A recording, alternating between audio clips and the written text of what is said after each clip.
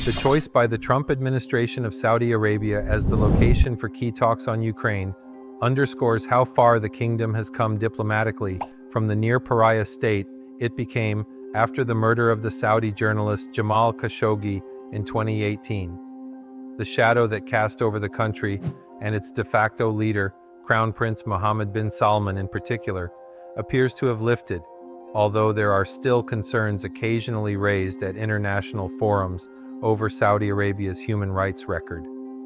On many fronts, in entertainment and sport in particular, the country has spent huge amounts of money to further its ambitions to be a major player on the world stage. Diplomatically, the Saudi leadership has also been enhancing its role. During the Biden years, the kingdom increased its pivot away from reliance on the U.S. as its key international ally. The Saudis made clear that they would follow what they perceive as their interests first and foremost, striking up closer relationships with countries viewed as key rivals to the U.S., such as Russia and China. The return of Donald Trump to the White House will have been welcomed by the Saudis.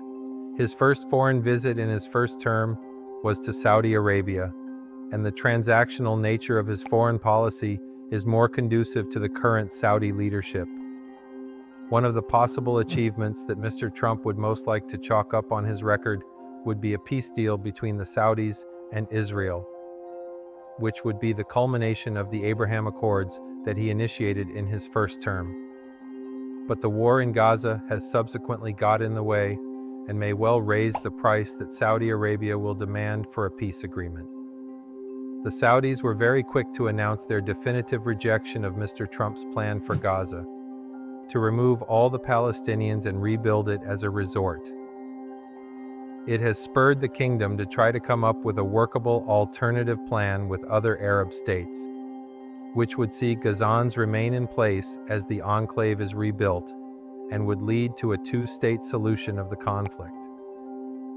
The Trump administration's current thinking would seem to be at odds with this in its policy towards both Gaza and the occupied West Bank. How this will be resolved will be key to the dynamics in the evolving relationship between Saudi Arabia and the U.S. What is clear is that the Saudis have no intention of reining in their ambition of becoming an essential player in global diplomacy.